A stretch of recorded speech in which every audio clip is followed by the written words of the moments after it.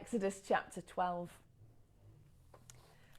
There are times in our lives when we need to be rescued. Perhaps we've got ourselves lost, or the car has broken down, or the tide has started to come in around us at the beach. I can remember a time when our car got overheated in a traffic jam in Cardiff, and an angel in the guise of a man with a kettle came and rescued us. I was so relieved and grateful. Now, of course, that was just a tiny little rescue. My life wasn't in danger. Yet I still remember how thankful I was when that man appeared. Well, today's chapter of Exodus tells us about the second greatest rescue in the history of the world, the rescue of God's people from the land of Egypt. Now, it's one of the most famous world events, but what many people don't realise is that it's not just one rescue, but two. Now, if you've been following the series, you'll know that the time had come for God to knock Pharaoh off the pedestal that he'd put himself on. Not only had he followed his evil predecessor in keeping God's people slaves, even of course making their work harder still, but he'd prevented them from worshipping God. And so through the series of 9 plagues, God had shown him and the Egyptian people that he, Yahweh, was the only Lord, and that he was the one with the power. But Pharaoh refused to see what was right there in front of his eyes, and he would not let the people go. Now, of course, this wasn't news to God. God knew all along what Pharaoh would be like. He said way before the plague started in chapter 4, verse 22, Israel is my firstborn son, and I told you, let my son go, that he may worship me. But you refused to let him go, and so I will kill your firstborn son. Well, it was time for that 10th and final plague, the death of the firstborn. And last week we saw Moses warning Pharaoh. And today, Moses and Aaron prepare the Israelites for what's about to happen. Because you see, unlike the previous 9 plagues, this one will fall on everyone unless certain measures are undertaken. God's people will need to be rescued both from Egypt and from the judgment that's about to fall. This time, the people are not passive. And the instructions are there in verses 1 to 11. Each family is to take a lamb, a year old, without any defect, to keep it until the 14th day, and then to kill it at twilight. They're to take some of its blood and post it on the door frame and the lintel of their houses. Then they're to roast the lamb and to eat it, leaving nothing behind. They're to make bread without yeast and to eat their food dressed, ready to go, because they will be leaving in a hurry.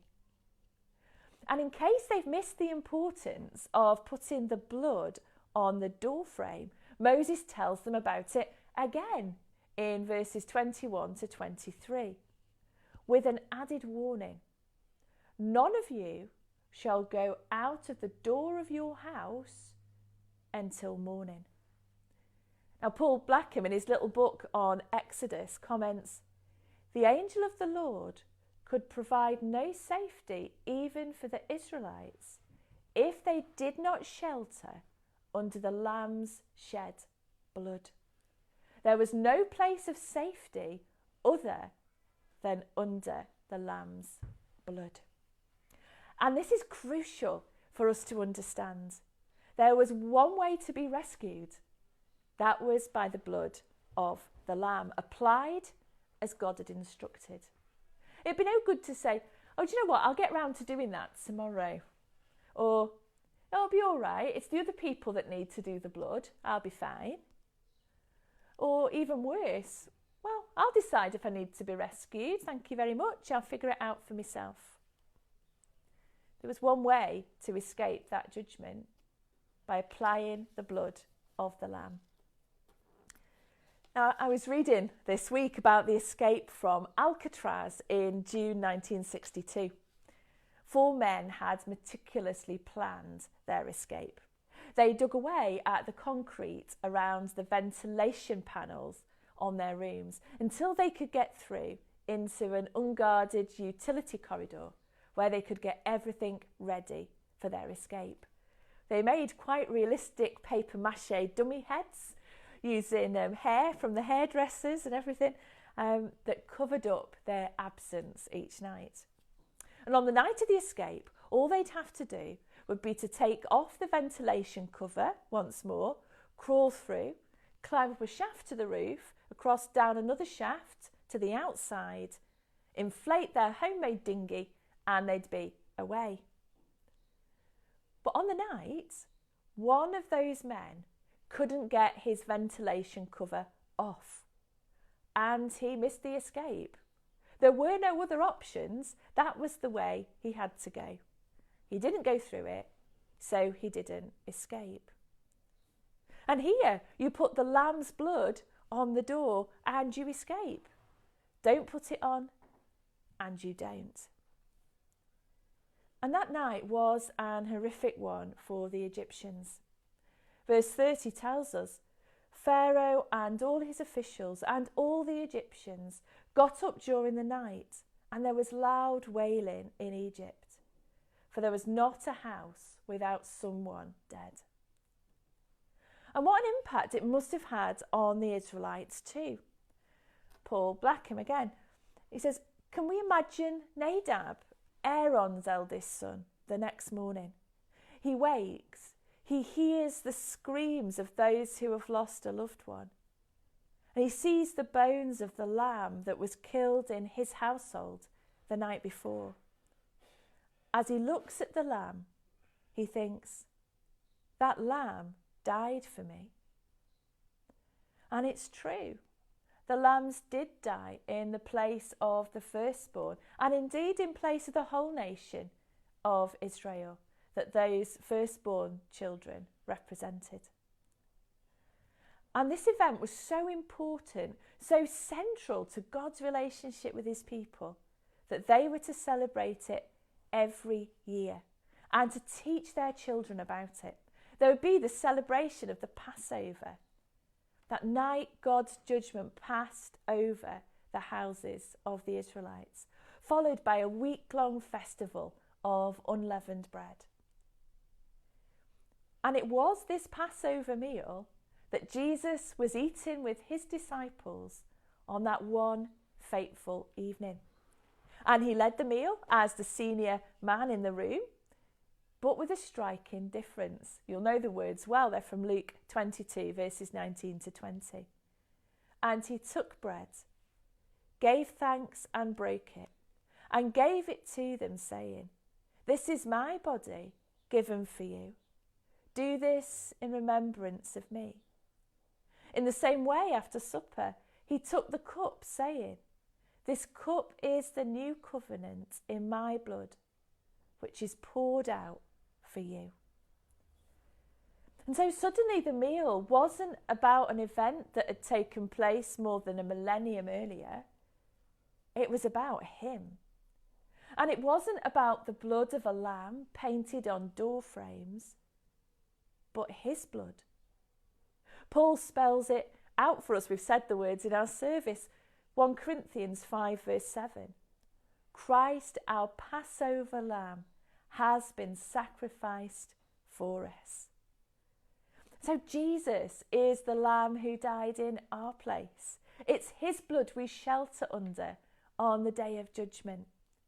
Peter describes him in 1 Peter 1:19. The precious blood of Christ, a lamb without blemish or defect. And John gives us a final clue. As Jesus hung dead on the cross, John quoted these words. It's in John chapter 19, verse 36. Not one of his bones will be broken. Well, it is a direct quotation from Exodus 12, verse 46, the instructions about the Passover lamb. And so it couldn't be clearer, could it? Jesus is the true Passover lamb. That first Passover was just a shadow, a prelude for what Jesus was coming to do. And if we want to be rescued from God's judgment, then we too must shelter under the protection of his blood. That's the way God has chosen. Just like at the first Passover, all fell under judgment. Those who painted the blood on the doorpost were saved. So we must trust in the blood of Jesus to be rescued when he returns to judge the living and the dead. It's no good saying, oh, well, it's all a bit gory. I don't like it, so I won't believe it. Or, oh, well, I don't need that because God loves me anyway. This is the way God has laid down. We trust him and his Passover lamb Jesus, and we're saved. Or we leave our spiritual doorposts bare and we suffer the fate of the Egyptians. It is up to us. So the Passover was a terrible but amazing double rescue. Rescue from the judgment of God and from the tyrannical reign of Pharaoh. And the people did leave Egypt, just as God said they would, with the wealth of the Egyptians with them. And it was no small number of people, 600,000 men, not counting the women and the children, plus this many other people. It seems maybe that some of the Egyptians had noticed what God had done and they wanted to be a part of it too. And you know, that was part of God's plan. He wasn't only interested in one particular race of people. He chose Israel so that they would shine his light to others, and others were always welcome to come in. Notice the Passover could be eaten by other nationalities living among them, provided they'd been circumcised, that mark of obedience and trust. God does not exclude. We just need to come to him in the way he has prescribed through Jesus. And so a hugely significant chapter this morning, landmark in the history of the Jewish people, crucial for us as Christians. Without understanding it, we risk only a superficial appreciation of what Jesus came to do. But seeing it in the light of this building picture of God's saving grace towards his people, then our hearts begin to sing with joy and love. Jesus, the Lamb of God, whose blood was shed for us, that we might be sheltered under his strong arms of protection until we see him face to face. Oh, what a Saviour we have. What precious blood shed for us. And a word of prayer. Our loving Heavenly Father, we thank you so much for Jesus. We thank you for Jesus, our Passover lamb, who died in our place. And we thank you that through him we will be held safe on Judgment Day. Oh, help us to know in our hearts the wonderful truth that we have read, and help us to delight and to have joy in it. We pray in Jesus' name. Amen.